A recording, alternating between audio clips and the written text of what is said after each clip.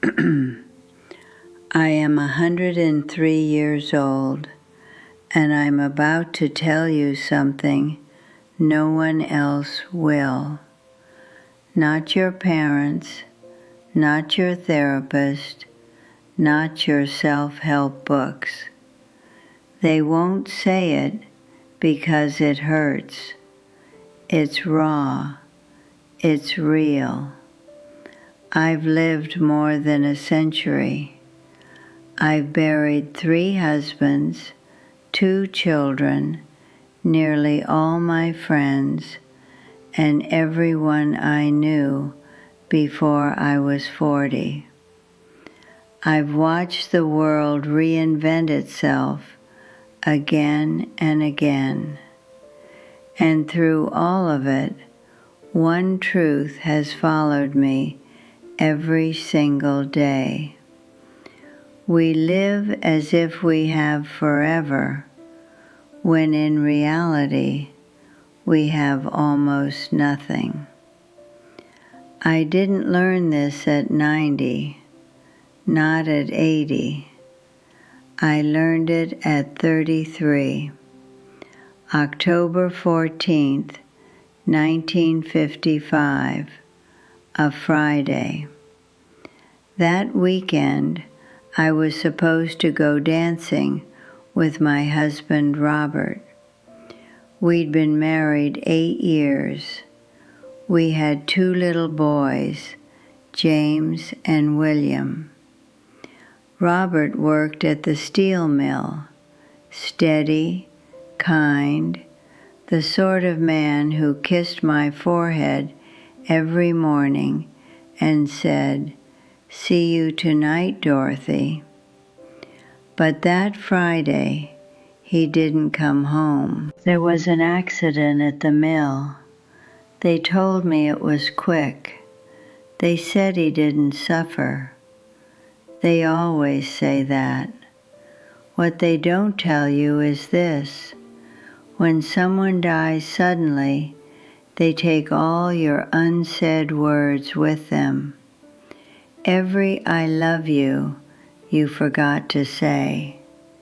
Every apology you delayed. Every moment you were too busy, too tired, too distracted to truly be there. That night at our kitchen table, I made a promise. I swore I would never waste another day. I would live on purpose, love openly, stop postponing joy. And almost immediately, I broke that promise. I believed I was doing better. I hugged my boys tighter, said "I love you" more often. But life moved on. I remarried. Work filled my days. The boys grew up. I convinced myself I had learned my lesson. I hadn't. Because the real lesson isn't that life is short. You already know that. The real lesson is that you will forget. You'll drift back into routine. You'll slip into autopilot. You'll start believing you have time again. And that forgetting, that quiet return to complacency, that's the real tragedy. I married again in 1958. Charles, a gentle man. We had 42 years together before his heart gave out. My greatest regret from those 42 years isn't the arguments or the financial struggles. It's the ordinary Tuesday nights I spent folding laundry instead of sitting beside him. The times I said, "Not now, I'm busy," when he wanted to take a walk. The small, everyday moments I treated as guaranteed. When you live to be my age, you don't just lose the people you love once, you lose them again and again in your memory.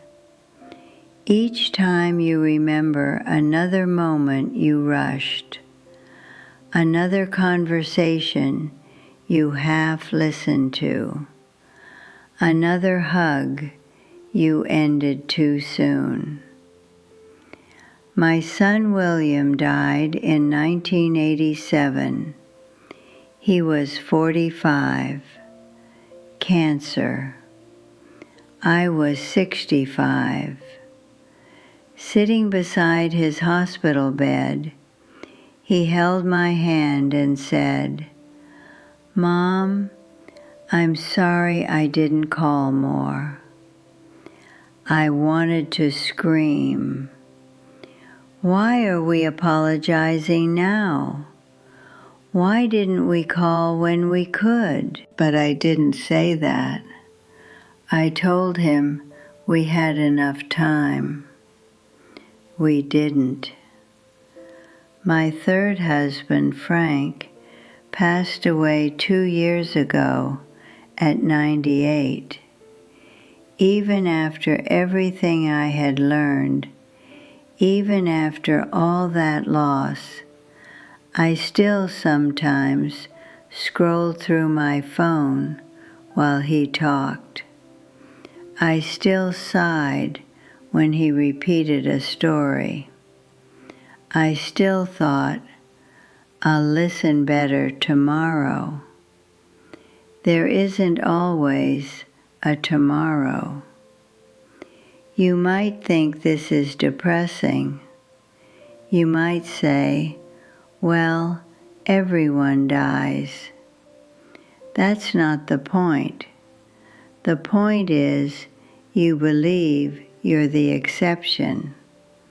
You think you'll live differently later, that you'll finally travel, reconnect, write the book, take the trip, have the conversation when you have more time. Later never comes. You imagine you'll travel in retirement. By then, your knees may not cooperate. You'll reconnect after this busy season, but that season might last decades. You'll keep postponing life for a more convenient version of it. Here's the cruel truth. You do have time right now. You just don't value it correctly. You trade it for things that won't matter. You give it to people who drain you. You spend it worrying about what won't matter in 5 years. And if you live long enough, you'll look back and realize you always had enough time. You just didn't use it well. I'm not telling you to abandon your responsibilities. I'm telling you to pay attention. If your grandmother is still alive, call her today. Not tomorrow, today. I am a grandmother. I know what she's doing. She's sitting somewhere, maybe with old photos, maybe staring out a window, telling herself it's okay that no one calls as often anymore. But it hurts her quietly. If your parents are still here, cherish them. When they're gone, you won't care about old arguments. You'll care about the calls you didn't make, the visits you delayed, I know this because I am that parent now. My son James is 76. He visits every Sunday, rain or shine. He's a wonderful son. And still, when he walks to his car, I wonder, will I see him again? At my age, every goodbye could be the last. But here's what you don't realize. That's true for you too. You just don't believe it yet. My great-great-granddaughter Sophie is 16. When she visited last month, she spent most of the time on her phone. I didn't say anything. She believes she has forever. She thinks this moment with her ancient great-grandmother will always be available. It won't. And someday she'll remember that visit, and it will ache in ways she can't yet imagine. That's the pain I want to spare you, not the regret of big mistakes. You can make peace with those. I mean the regret of simple absence, being physically present but mentally somewhere else. I won't be here much longer. I can feel it, not in a frightening way, just in a knowing way. My body is tired. It's ready to rest. I've had a long life, but I can't bear the thought that you might waste yours the way I wasted so much of mine. Here's the truth I learned 70 years too late. The moments that matter aren't the grand ones, not the weddings, the graduations, the promotions. Those are beautiful, but they're not what you'll replay at the end. You'll remember a random Tuesday when you listen patiently instead of snapping. A slow Saturday morning making pancakes with no rush. A quiet walk where you truly listened instead of planning your reply. The ordinary, unremarkable moments when you were fully there, those are everything. But you must choose them, fight for them, because everything in this world is designed to pull you away. If I could speak to 33-year-old Dorothy on the night Robert died, I'd tell her, you will break your promise again and again because you're human. So your real task isn't perfection, it's this: remember and return. Every time you drift into distraction, notice it and return. Return to presence. Return to attention. Return to love. Not perfectly, but persistently.